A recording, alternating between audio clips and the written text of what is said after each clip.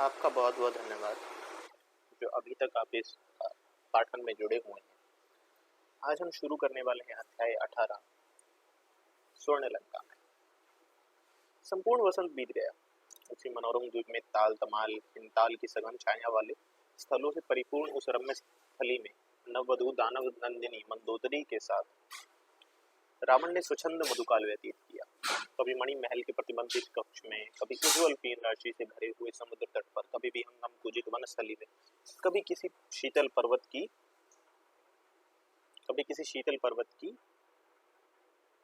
उपत्यका में, कभी उस शांत संदिग्ध जल झील के निर्मल जल में प्रतिबंधित चंद्र के कांपते हुए प्रतिबिंब के सानिध्य में युगल प्रेमियों ने मधु दिवस यापन किए। दोनों ने प्राणों में विलय किया। दोनों ने दोनों को आत्मसमर्पण किया। रावण और मंदोदरी का संयोग शौर्य और श्रृंगार का संयोग था। अभाव में भांति की पूर्ति थी। पुलिस कठोर पौरुष नारी की आंच में पाकर पिघलकर मोम हो गया। वह रक्षपति रावण अब तक अपने उद्विग्न जीवन परशोर धनुष का ही स्पर्श किया था। इस रमणी रतन दानव नंदिनी कृशोदरी मंदोदरी को स्पर्श कर आप्यापित हो गया। संपूर्ण वसंत की मधुगामिनी सुवासित मद सुधा संगीत और पुष्पवल्लरी से प्रिया के मधुर आलिंगन से व्यतीत हुई। यह उसने मातुल प्रहस्त द्वारा कुबेर धनपति का निमंत्रण पाया। उसने अपने नाना से परामर्श कर सब मनोरथ संकल्प सोच विचार कर लंका में प्रवेश करने का निर्णय किया। धूर्त सुमाली ने देखा कि यही वह श्रवण क्षण है। अब सभी पार्श्ववर्ती द्वीप जय कर लिए गए हैं। सभी जगह रावण का रक्ष संस्कृति दुहाई फिर गई है। देव दैत्य दानव नाग असुर यक्ष जो रावण की रक्ष संस्कृति को स्वीकार कर लेता वही राक्षस नाम से संबोधित करता था।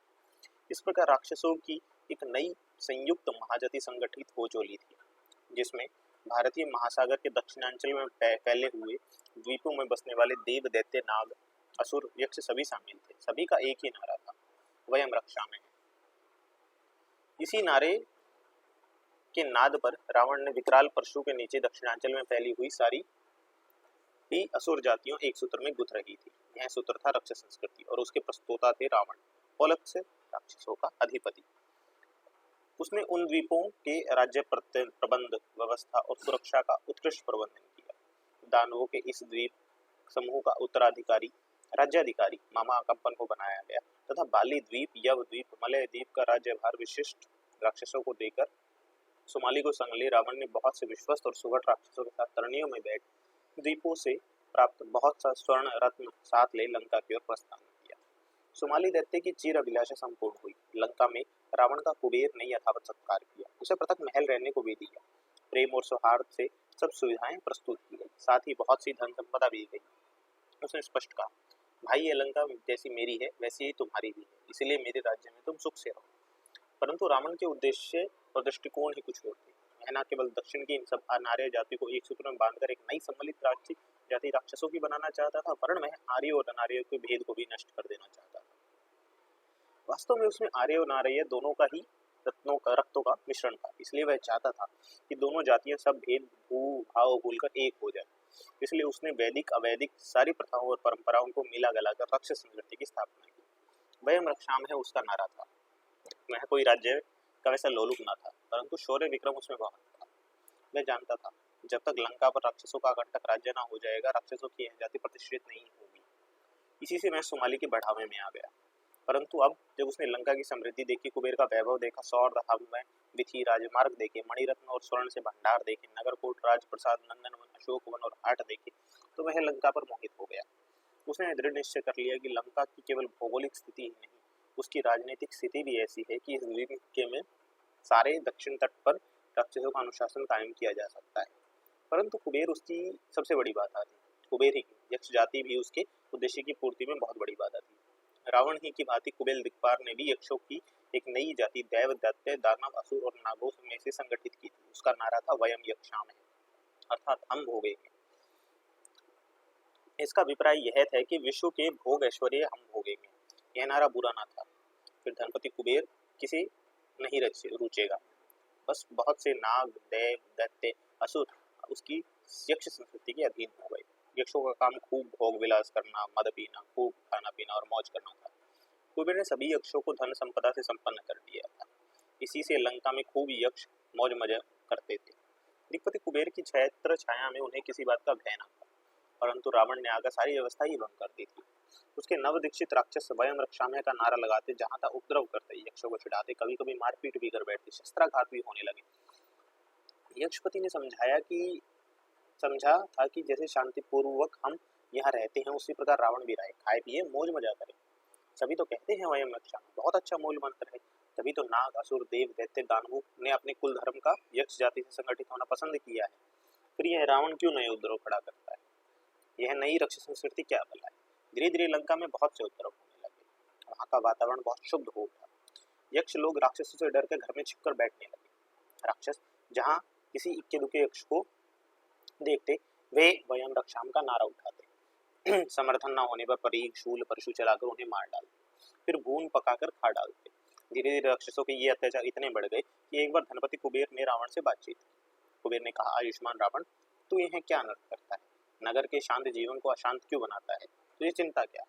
रहने को तेरे पास महल है, धन धान्य, दासों का अभाव नहीं है, खा पी और मौज कर। हम यक्षों की यही संस्कृति है, यही नारा है, वयम यक्षामय। रावण ने कहा, आप ज्येष्ठ हैं, पूज्य है, परंतु हम आपसे सहमत नहीं है। खाना पीना मौज करना जीवन का ध्रुव ध्येय नहीं है। मेरा नारा है वयम रक्षामय। हम प्रजापति के वंशधर हैं। एक ही पिता कश्यप से भिन्न भिन्न माताओं के दैत्य, दानव, नाग, असुर और आदित्यों की उत्पत्ति हुई। हम दायाद बांधव हैं। मैं नहीं चाहता कि आदित्य, देव, दैत्य, दानव, असुर अपनी पृथक जाति बनाए, उनमें संघर्ष हो, युद्ध हो। मैं विश्व में नरजाति को ही एक संस्कृति के अधीन करना चाहता हूँ, और वह संस्कृति मेरी स्थापित हुई रक्षस संस्कृति। हम कहते हैं वयम रक्षामय, और हमारी संयुक्त जाति है राक्षस, परंतु हम तो यक्ष हैं। हमारा नारा भी पृथक है, हम तुमसे सहमत नहीं। आप मेरे ज्येष्ठ भ्राता हैं, पूज्य हैं, इसी से मैं आपको छोड़ता हूँ।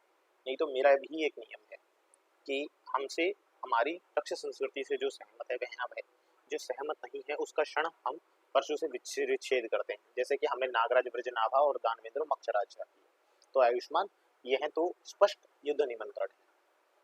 मैंने तुझे इसके लिए तो लंका में नहीं बुलाया है। आपने मुझे लंका में बुलाकर अपनी ही मर्यादा की रक्षा कर ली। आप यदि ऐसा ना करते तो मैं स्वयं आता, उसी प्रकार जैसे मैं अन्य द्वीपों पर गया हूँ। समझ गया आयुष्मान, मुझसे युद्ध चाहता है नहीं, बस आप हमारी रक्षा संस्कृति की स्वीकार कर ले। परंतु मैं यक्षपति दिक्पाल धनेश कुबेर हूँ, तो ठीक है, वह रहे। केवल आप कहिए वयम रक्षामय, नहीं तुम कहो वयम यक्षामय, वयम रक्षामय, वयम यक्षामय, नहीं नहीं। तो आपकी सेवा में मेरा यह परशु। रावण ने अपना विकराल परशु कुबेर के सम्मुख हवा में घुमाया। कुबेर ने भी अपना वज्र लेकर हवाइयों में घुमाकर कहा, तुम्हारे इस परशु का जवाब मेरी यह गदा है। इसी बीच में सुमाली झटकता हुआ आकर दोनों क्रुद्ध सरदारों के बीच में खड़ा हो गया। उसने दोनों शस्त्रों का निवारण करते हुए कहा, ऐसा नहीं रक्षपति, ऐसा नहीं यक्षपति। तो फिर कैसा? कुबेर ने कहा, आप दोनों के बीच एक मर्यादा है। रावण आपका अनुज है, छोटा भाई है, इसे से तो क्षमा करता हूँ। इसी से मैंने अपने लंका में आने दिया। लंका आपकी नहीं मेरी है, परंतु इस बात को जाने दीजिए, इस द्वंद्व का कैसे निवारण हो, इसका निर्णय अपने पूज्य पिता पर छोड़िए। उनसे जाकर परामर्श लीजिए, वे जैसा कहें वैसा कीजिए। आप दोनों ही के वे समान हितैषी पिता है। कुबेर ने कहा, तथास्तु। रावण ने भी कहा, तथास्तु। कुबेर ने कहा, वयम रक्षामय। रावण ने कहा, वयम रक्षामय। दोनों एक दूसरे को घूरते द्विध, क्रुद्ध और शुद्ध अपने अपने विलास पर चले गए। कुबेर सब बातों का आगा पीछा समझकर रावण तथा उसके साथी राक्षसों को उद्धत स्वभाव देख पुष्पक पर सवार हो अपने पिता विश्वामुनि के आश्रम में अंधालय में पहुंचा। पिता का विधिवत पूजन कर बंधादली हो तो कुबेर ने कहा, रावण को मैंने अपना अनुज समझ लंका में आदर सहित बुलाया था। अब वह नित नए उपद्रव मचा रहा है। उसने वहां एक रक्षा संस्कृति की स्थापित की है। वह परशा ऊंच करके कहता है वयम रक्षामय। जो कोई असहमत होता है उसका तत्काल शिरच्छेद करता है। मुझसे वह युद्ध करने को तैयार है, और उसके साथी राक्षसों ने यक्षों की नाक में दम कर रखा है।